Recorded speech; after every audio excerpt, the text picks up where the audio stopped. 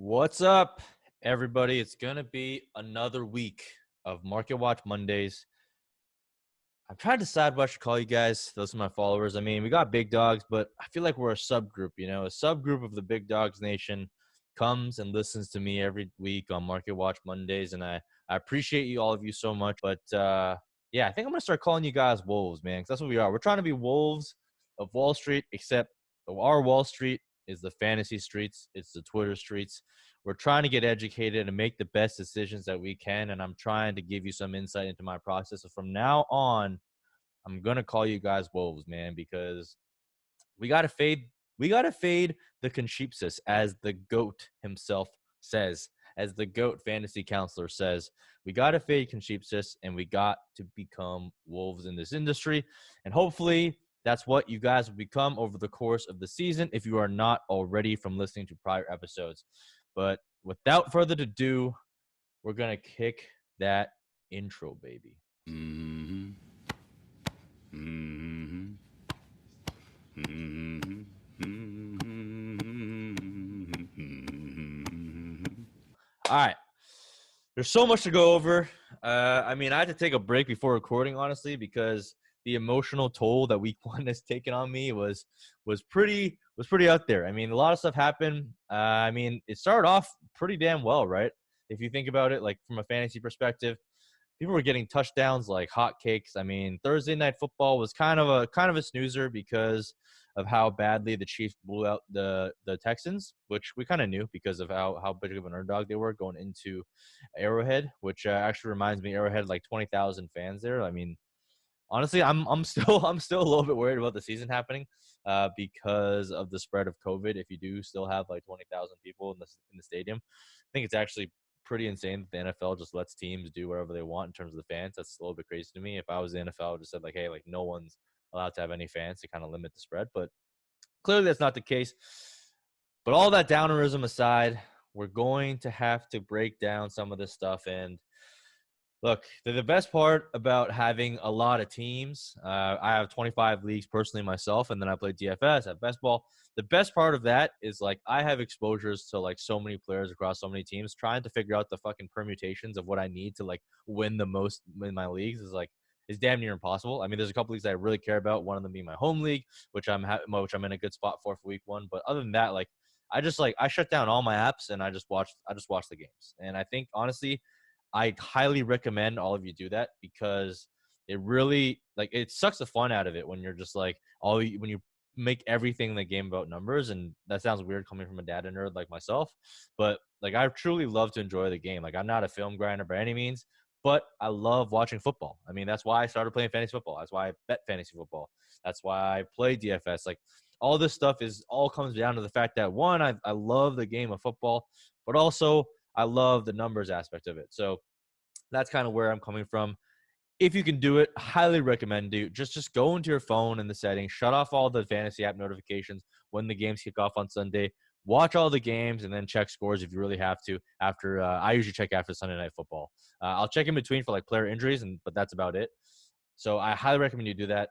It will definitely, I promise you, it'll change your life. You will enjoy the game so much more. And I was able to enjoy the game, man. I mean, there was a lot going on. We can finally stop talking shit about what we think is going to happen, all the hypotheticals, because shit is happening. Like stuff is happening. And I think what I want to cover in this episode is how to react to week one, right? Like people talk about knee-jerk reactions, people talk about overreactions. I definitely think that a lot of people do overreact, but more importantly, you do have to react, right? I mean, I don't believe in the common saying that people say like, oh, like don't overreact to week one, like don't make any knee-jerk trades, don't make any knee-jerk reactions. I don't actually agree with that, right? It's just about focusing on where you make those moves and what types of information you're looking for to actually react to, right? And production is probably what most people jump to. If you're in your home league, people just pull up the box score and look at like who performed and who didn't. The danger of that is obviously, production, especially on the touchdown front, is not very sticky week to week. And what you want to look for is you want to look for guys that have opportunity. Like we always talk about chasing opportunity, and that's where I think you can react or some people call it overreact. I just think it's reacting, but that's one thing I look for. Also, I really tend to like pivot really quick off like fringe guys. So like guys that I liked or takes that I had in the offseason where I think that, where I had like not a hot take, but things that I believed in on some of the fringe guys with not as high draft capital or just, not as high producers, not elite athletes. If I had a take on them and in the first week or so, I'm not seeing any of that play out, including like training camp, I pivot off them like really fucking quick, right? And I'll give you an example of that, and the prime example of that is like Joshua Kelly, right? Joshua Kelly versus Justin Jackson. Coming in, I was not a Joshua Kelly believer. We looked at the numbers and, it's just not that impressive from like an athletic or, forced tackles miss or like any of the like more advanced metrics for running backs. He was kind of just a jag. And that's honestly what I saw in him. But again, like I'm not really a film guy. I knew that he could catch passes. I knew that he put up some numbers at UCLA, but again, that's running against Pac-12, so I didn't really pay it much mind.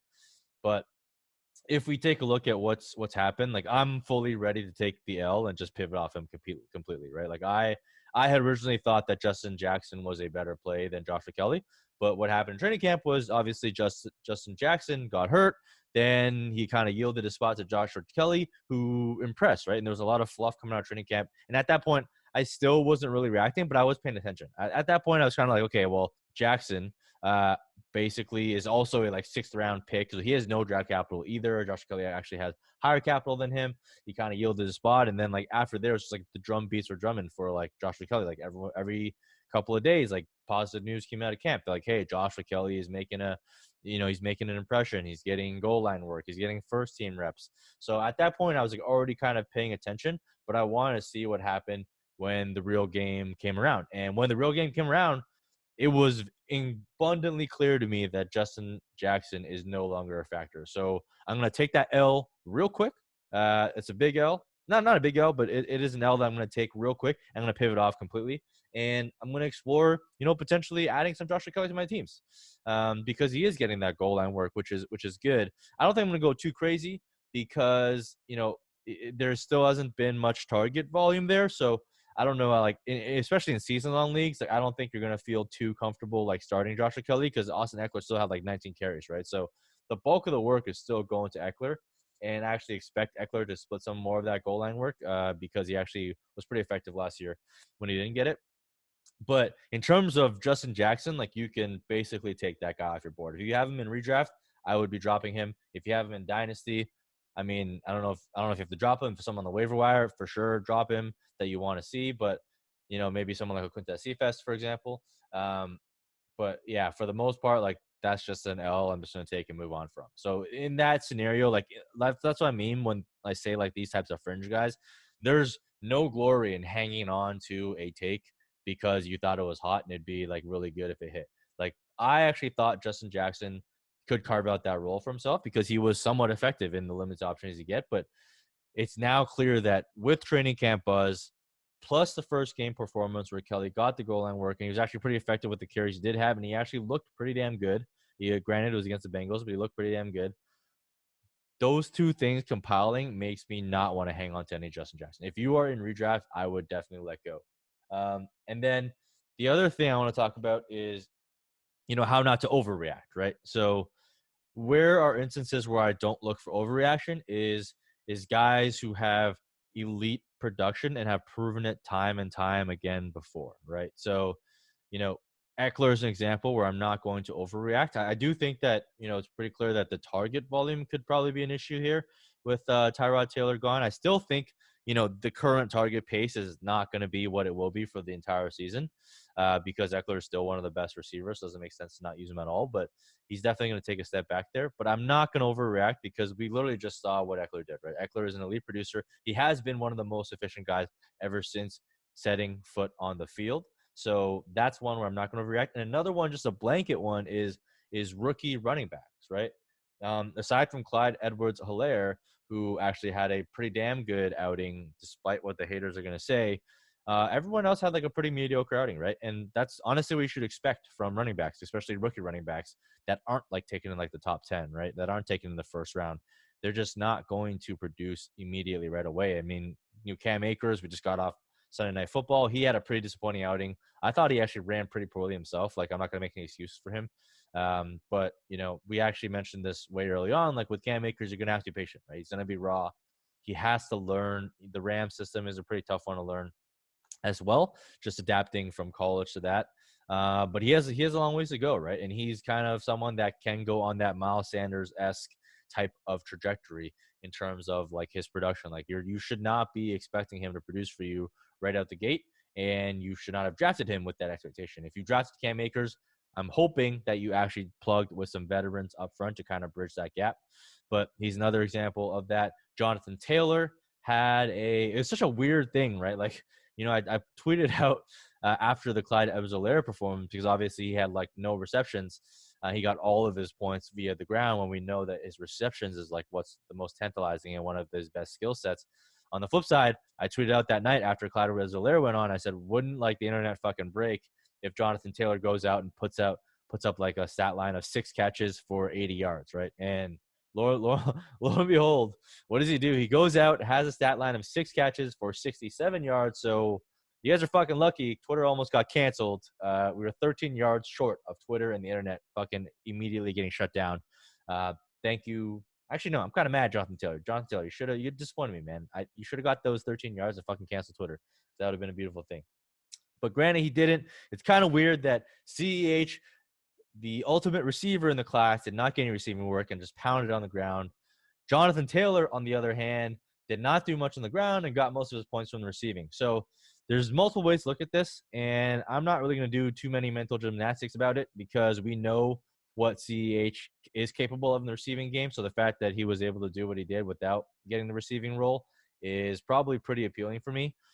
So if people are saying you need to sell high off this and get knee-jerk reactions because, he didn't get the receiving work, or he didn't get the goal line, he didn't get to convert on the touchdowns, I think that's a bunch of fucking baloney, and you should fade that immediately, because I think Clyde Edwards-Helaire is going to score a shitload of points and a shitload of touchdowns. Like, he got 6, I think it was 6 or 7 goal line carries, right? If he converted at 33%, you would be talking about a 3 touchdown game, and he would be unattainable. Like, honestly, if that happened, I could see people turning down Christian McCaffrey for him. Not saying I would, but I could totally see people doing that just because of that offense. And look, that's one where, like, if you could actually capitalize on people trying to sell high on CEH, I would immediately jump on that and buy, because he's going to be a beast, man. He's going to be a fucking beast, and it's going to be incredible.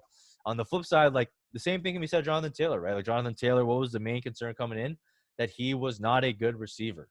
And granted, he's no CEH, he's no DeAndre Swift, but he can get it done, right? He's kind of like a Ezekiel Elliott, like Leonard Fournette in that way. Like, they're not elite receivers, but if you throw it to them, like, they're not going to just fumble it away and have like bricks for hands. They're not going to be pulled like a Jordan Howard.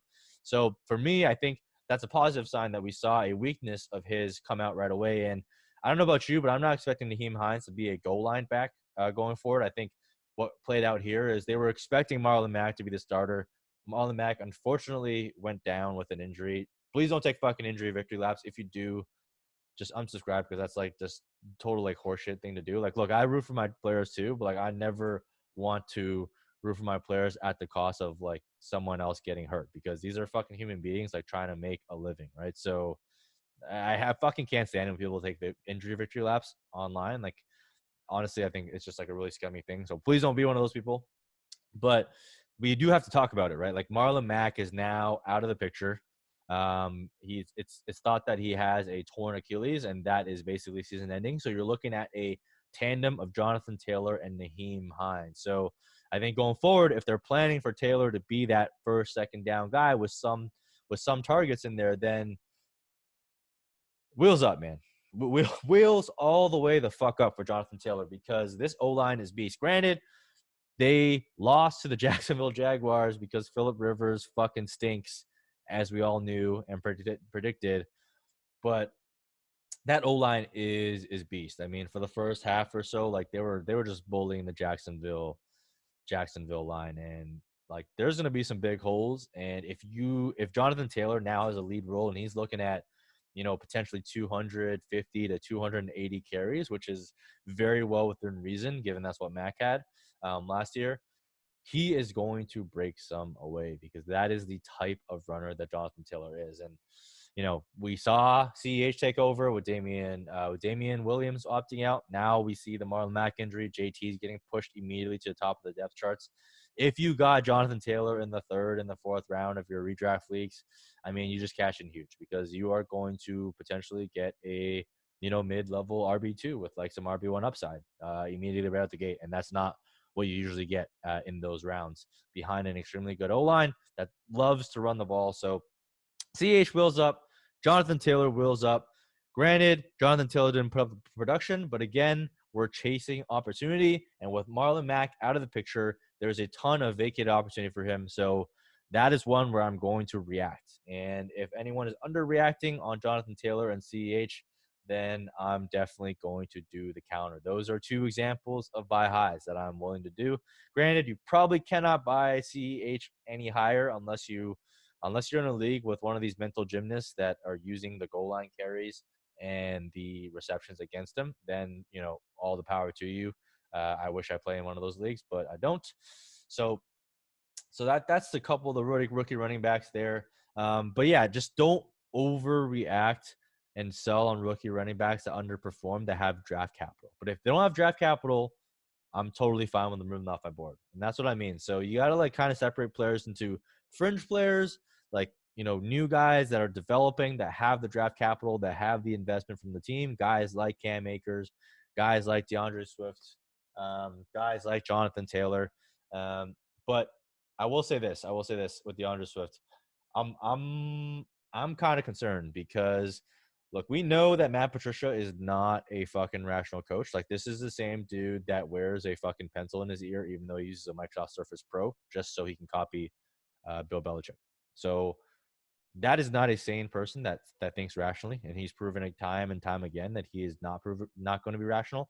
So as much as when we say like drops don't matter, I honestly agree with that. But that drop, I have a feeling, is going to matter and is going to be the thorn in DeAndre Swift's owner's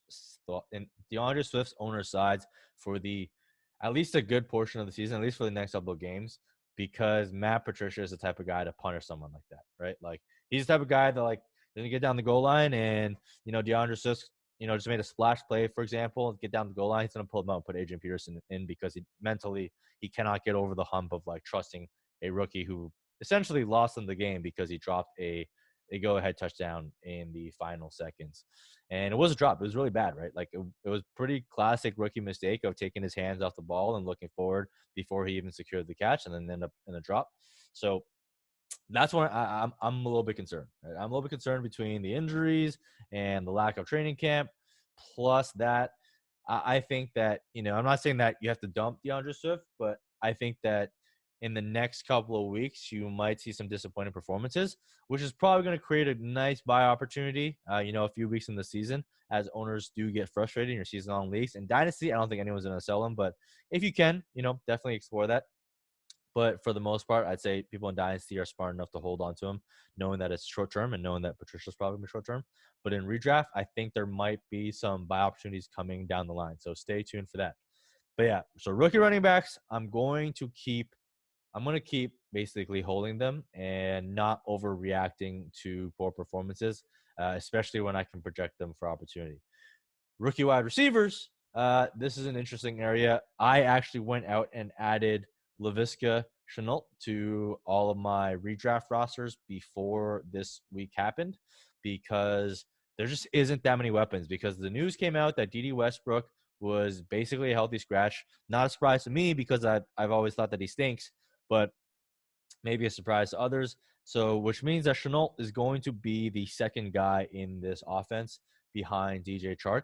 Today he actually outproduced Chark, but I do think he's going to be the second guy. And you saw him getting some work on the ground as well, which you just love to see, like these hybrid guys trying to get basically playmakers trying to get their play callers trying to get their playmakers the ball to make plays. And that's what Shenault is. He is a playmaker. And I said a long time ago on one of the podcasts, like, the only rookie wide receiver I'm interested in at cost is Laviska, because he has a path to opportunity, and the Jacksonville Jaguars are going to pass a lot. And lo and behold, Everyone thought the Jacksonville Jaguars was going to be a tanking team. They're going to get dumped on. I'm sure all the survivor pools had a lot of exposure to Indianapolis Colts this week, thinking they would totally dumpster them. And what happens? It proves again, we don't fucking know shit, dude. Like, we do not know shit. We thought Miami was going to tank for the first overall spot last year. What happened? Didn't happen. We thought Jacksonville was going to tank for the last overall spot this year. So far, that has not proven to be true. I mean, Gardner Minshew, we told you again and again, this guy is someone you need on your team, just given his cost, because on the off chance that he performs like it today, on the off chance that he shows some success, even if they become a middling, below average team, that is a good piece to build around because of how cheap he is on his rookie contract. It would allow them to build the other pieces around him. But yeah, Laviska Shenault is one that I am interested in. And it's not just because of the production, but it's because of the opportunities, the snaps that he's seeing, where he's lining up in the backfield. You know, he's taking slot reps as a slot receiver, which we know is probably more fruitful for most wide receivers. So I think he is one that's interesting where we can kind of react to, right? He's someone who is most likely on your waivers. And I'm not going to say like go out and burn like a bunch of stuff on your waivers for him, but what I will say is I would not mind adding him to a couple of my teams and seeing how things play out because there just aren't that many opportunities there. Also on the Jacksonville Jaguars, James Robinson is the real fucking deal. His stat line was not that impressive. He only put up like, I think, 10 PPR points. But what's important is he had all of the team's carries. I think 100%. So every single time they're running the ball, he was getting the rock. He even got like a target, looked pretty good. And honestly, when I was watching him play, the kid looked pretty damn good, man. And he was someone that produced pretty well in college. He has above average burst, not great speed, so he's not going to be a burner. And you kind of saw that even on his reception. But what we're looking for running backs is volume, right? We're looking for starting running backs with a lot of volume. And by all accounts, it kind of looks like he's getting the Leonard Fournette role light. He's not going to get as many receptions because Chris Thompson's still there for as long as he's healthy. But he is getting all of the work on the ground, and he has no competition. He has prototypical size.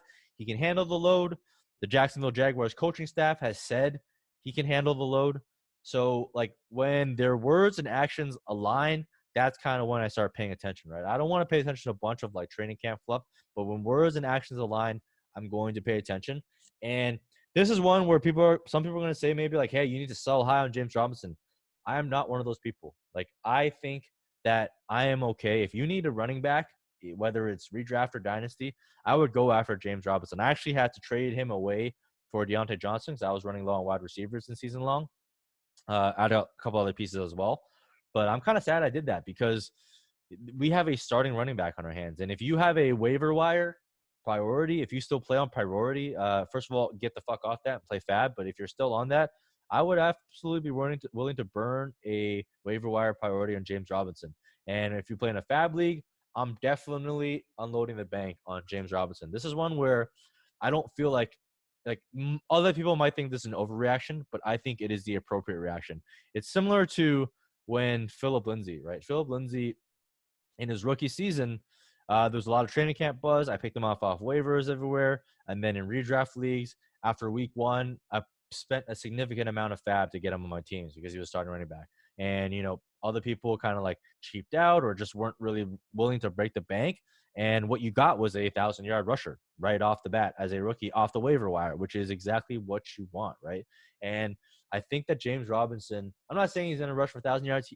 He might. I think the offense still stinks. And when they run to better teams, it's still going to be a bit of a struggle. But I think that James Robinson absolutely offers you flex appeal and can give you some running back 2 weeks, which is more than you can ask for, and potentially even some running back 1 week if Chris Thompson goes down and he gets more involvement in the running game. But the fact that he was playing the snaps that he did, got the opportunities that he did, shows me that the team is committed to him. So that's one where I don't think it's overreaction, and I would not be rushing to run out and go sell him in your dynasty leagues for like third round picks right now because I'd be more interested in seeing how things play out. Now, if you get like a second, if you get a first for whatever stupid reason, obviously, you can explore that. But I'm not willing to sell. I don't even know if I'm willing to sell for a second yet. I think I want to see what he's doing, unless it's like a really early second in like super flex leagues. but I want to see how he progresses, and I want to see what happens when Chris Thompson inevitably gets injured. And even though Chris Thompson in the game, like, he was largely ineffective. They did not really rely on him at all. So if they show that they can keep trusting this guy and he works out an even bigger role and he works into a 3-down role, I mean, you hit the jackpot on waiver wires. I mean, I've been rostering James Robinson for a long time just because of the uncertainty in Jacksonville. And, personally, I think Rykel Armstead stinks, and I've always said that he stinks. So I basically just looked down to the next guy, saw that he had good athleticism, watched some of his tape, and then looked back at his college production. And I was like, hey, this guy checks like enough boxes for me to invest. So I got him for free off a lot of waiver wires early on in the offseason. I've just been holding him throughout, and I think I'm going to keep holding him. So this is not a time to run out and just like sell high, and dump them for like a couple third round picks, because those are not going to like matter for you in the long run. But James Robinson might, he might be someone that you can get a few starts from. And, who knows, if he has a couple of big blow up games, then you might be able to flip him for like a first later on. So he's someone that I'm willing to hold, and I'm willing to throw offers out on, start with a couple thirds maybe to see if you play in any leagues with guys who are just like, hey, like, this guy's a one-hit wonder. Like, I don't really want him on my roster. I got him for free off waivers, so I'm going to flip him for a nice profit for 3 third-round picks. Like, a lot of people think like that. I think I'm going to try and swing for I'm not going to say a home run here because that's a little bit far of a reach, but I'm going to try and swing for like a double, triple here instead of just taking the single or the walk, or if you got him for free, for example. So he's another one that's interesting. But yeah, just hopefully that gave you some insight into like how I approach these things in terms of like breaking guys down. I always react properly. And what some people might call as an overreaction, I just call it a reaction. And what some people call an underreaction, I just call it a reaction. It's just tailored to different styles of players, different draft capital, different types of investments, different buckets, right? So I hope that's helpful. We covered a lot of content here. This is actually a long one. It's a bit longer than I thought it would be, but it's a lot of football to be played. And we'll be back at you again this week with the weekly film between Nick, Noah, and myself. We're recording that tomorrow. We're just literally going to talk shit about football and just talk about stuff that happened. So we'll cover a lot more there. But that's going to wrap it up for this episode. I hope you all enjoyed. Make sure you come back again. Make sure you watch all the videos. If you enjoyed, please hit that thumbs up. Please hit subscribe. It helps us a ton. Make sure you follow me at Mike Me Up with 2 P's on Twitter. And if you got questions, hit me up there. If you want to talk shit, if you want to dunk on me and old takes expose me, like, I'm all for it, man. I'm just glad football is back. I take L's all the time, and I openly admit them, so it won't be anything new. But hopefully throughout this segment, throughout the season, we will get you more W's than L's, because that is the name of the game. And I love it when I get some people some W's. So that's all for this week. See you guys next week. And make sure you catch the film. Thanks, guys.